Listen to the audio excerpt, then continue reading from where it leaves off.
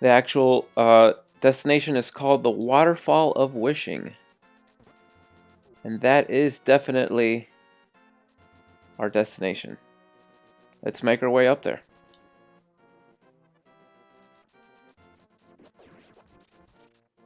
Like I said, dashing, it's just the easiest way to get around.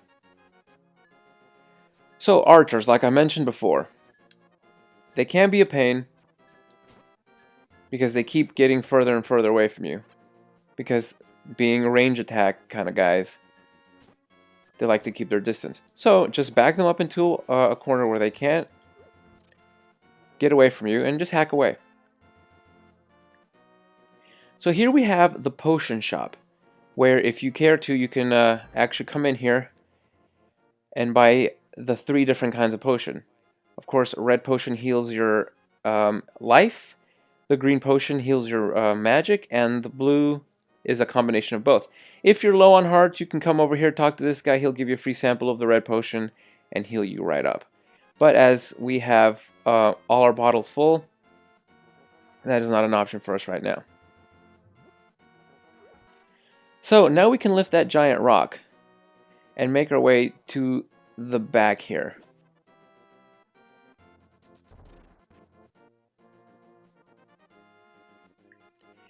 I should mention that you need to have 500 rupees minimum before you do what I'm about to do. Otherwise, you're wasting your time. Just pointing that out. What we want to do is go into this part of the map. This is Zora's domain.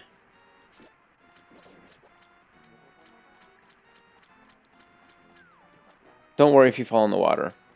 It's a little annoying, but no big deal. Zoras that land on the shallow water like this, you can pick up and throw, which I think is kind of hilarious. Zoras that come out in the deep water will just shoot fireballs at you in the typical Zora fashion.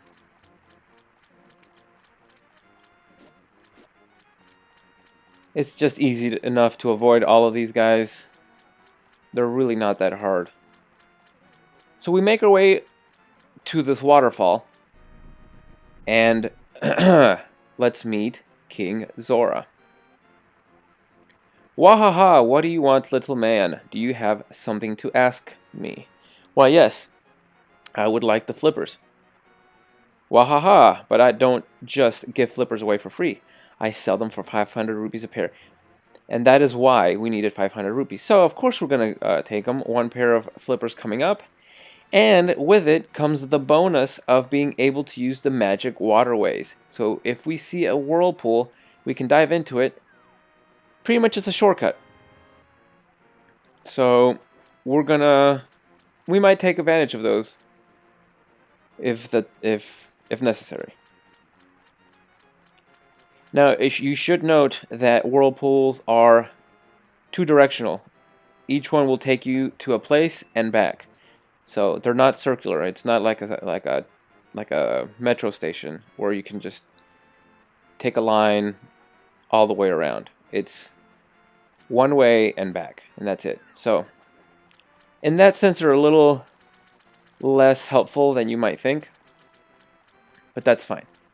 Now we can swim, though. That opens up the possibility of going to the great Waterfall of Wishing, which is where we're going. So we're just going to swim into the waterfall. We're going to go into this place called the Waterfall of Wishing. Well, it's really called the Mysterious Pond. Won't I throw something in? I will throw something in. There are a few things we can throw in. We're going to start by throwing the boomerang. By pressing the Y button, we throw our boomerang into the pool. A few seconds later, we get the fairy. Hello there, did you drop this? Yes. Well, if I say yes, she likes an honest person, so she will give me something better in return. And that better item is the magical boomerang. It's faster and can travel further. And I would just like to demonstrate it. So much faster, and it goes all the way across the screen, unlike the other boomerang, which only went halfway. There is one more item we can throw in, and we will do so now. The item I want to throw in is my small blue shield. And as before, The fairy will appear after a few seconds. Ask me if I threw it in. I will say yes. She likes that I'm honest. And she will give me something better in return. Now I have the red shield. I can defend myself against fireballs. As you can see, it's different. There is one more item you can throw in here, and that is the empty bottle. I don't have any empty bottles, but if I were to throw an empty bottle in, she would reward me with the green potion. So if you're ever in a need for free green potion, not that it's that expensive, but if you ever did want some potion for free and you're in the area, it's not a bad idea just to have her refill it for you. With the Zora flippers, I mean, we're going to go ahead and make our way to the sanctuary. You may be asking yourself why. Well, there's something we need there.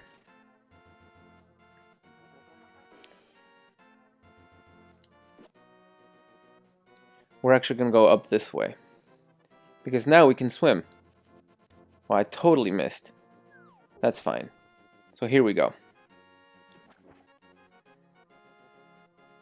By the way, if you cut this grass, you can fall into that cave. There's fairies, in case you need fairies. But for right now, we don't need fairies.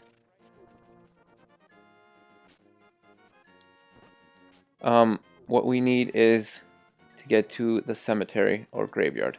Ah, stupid bee. Come on. Now, each of these... Oh, excuse me. Each of these headstones can be pushed. And you can reveal the lifeless corpse underneath, which is kind of creepy. Some of them, however... See if I can do one there. Sometimes you push them and you get a ghost. Now, these ghosts, they just kind of float around. They are indeed pose. But we're not interested in the pose right now. What we're interested in is pushing this particular gravestone, which I guess we have to push from the middle. We push it, we fall in, and guess where we land, guys? That's right. All the way from episode 1. These rats are really obnoxious. Now that we have bombs, we can bomb this wall, come in here, get ourselves some goodies, like bombs, 300 whopping rupees, and a couple of arrows. So all in all, completely worth it. With the more powerful boomerang, we can take care of these keys quite simply and make our way out the same way we did at the very beginning.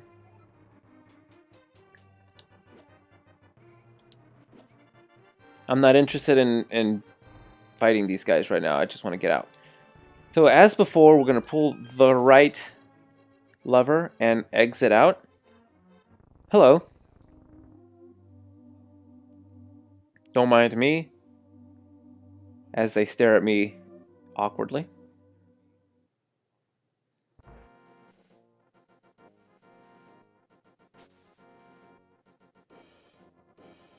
Well, with that, I think it's time for us to head over to the third and final dungeon where the last pendant is located. So, take care of these crows that fly at you. I thought I got them. Oh well. Not really a big deal. So, reading this sign, after I get rid of this guy. Reading this sign. Danger. Do not enter Death Mountain without the king's permission. Well, being that the king is indeed dead. Actually, I don't remember. Let me check one quick thing before we go in there.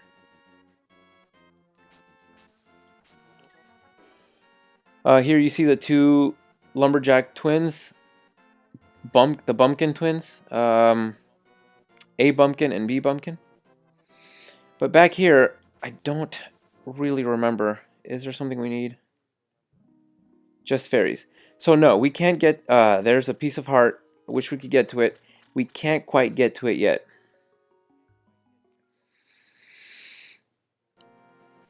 So, got a little ahead of myself. That's okay. We're going to head back, pick up that giant rock, and head towards Death Mountain. Yeah. Money crab, I call these. So every once in a while, you're going to lift one of the big rocks, and you're going to get one of those guys. And your first instinct is to kill it. Don't kill it, because it's going to shoot rupees out at you. So that's kind of nice.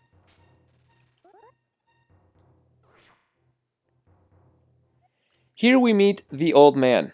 I don't know who you are, but if you're going up to the mountain, will you take me with you? I lost my lamp, so I guess he's coming along whether I want him or not. He will guide us through, though. Watch your step. There are holes in the ground. Could you turn right here? Young man, are you also also going to the mountain to look for the golden power? Just ahead is a mountain full of monsters. Many people have vanished in this mountain looking for the golden power. I don't want to steer you wrong, so please don't get too involved in such a mad quest.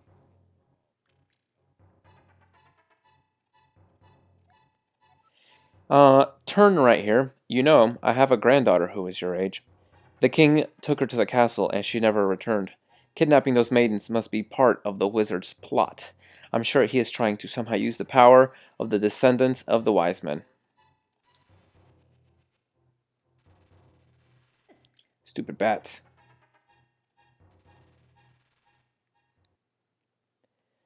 We're going to make our way past here as quickly as possible because there are rocks that are falling from the sky. So, the missing maidens are still alive somewhere. I believe that a hero will rescue them. I'll wait for that day. These are dangerous times. I talk too much. Yes, you do. Anyway, thank you for your kindness to an old man like me. I wanted to give you this. If you wander into a magical transporter, gaze into this mirror. Okay, what a random gift to be rewarding me with after escorting you through a dark cave. He gave me the magic mirror. This mirror is blue, clear, and beautiful. You feel like it's going to absorb you into another world. Indeed. Well, let's follow him into his little cave home. What else do you have to tell us?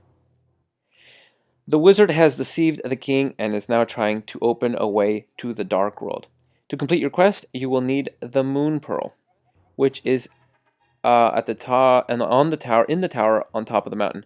All I can do for you now is comfort your weariness. Come back here anytime. He will heal you anytime you talk to him, even if you're on the verge of death. So that's kind of nice. For no reason, I wanted to kill that bat with my boomerang. Really, for no reason. So, we will make our way out of this cave. There's nothing in here of note. Let's get out of here.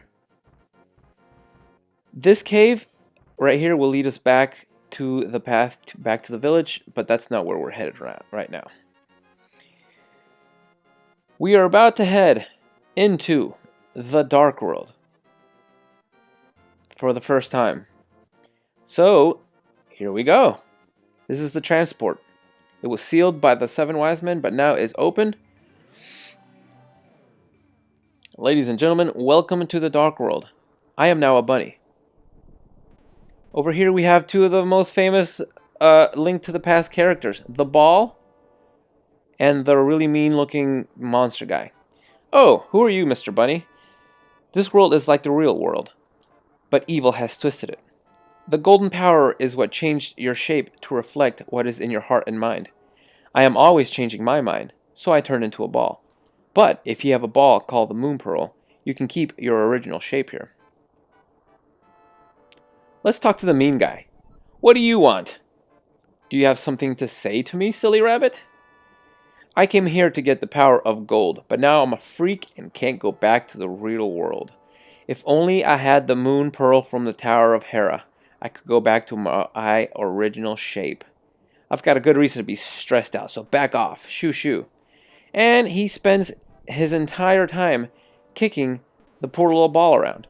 And the little ball, you can see the little sweat coming out of his head. He's got no choice but to run away. What a jerk. Well, thankfully we have this mirror that the old man gave us. By the way, this is the dark world. You can see it's exactly like the light world, except different. Yeah. So by using the mirror, we can warp back into our normal world, back into our original shape, and we can actually grab this piece of heart here. Now you will see this glittering little area. If I step into it, I will head back to the dark world. So that's actually very important to know. And here we are at the Tower of Hera, and this is where we're going to end this episode. In our next episode, we're going to actually go into the Tower of Hera, collect the final pendant, battle one of the most annoying final bosses of a dungeon. He's not hard, he's just annoying, and you will see, hopefully, why in the next episode. But thank you again for joining me for another episode of The Legend of Zelda: A Link to the Past, and I will hope to see you next time.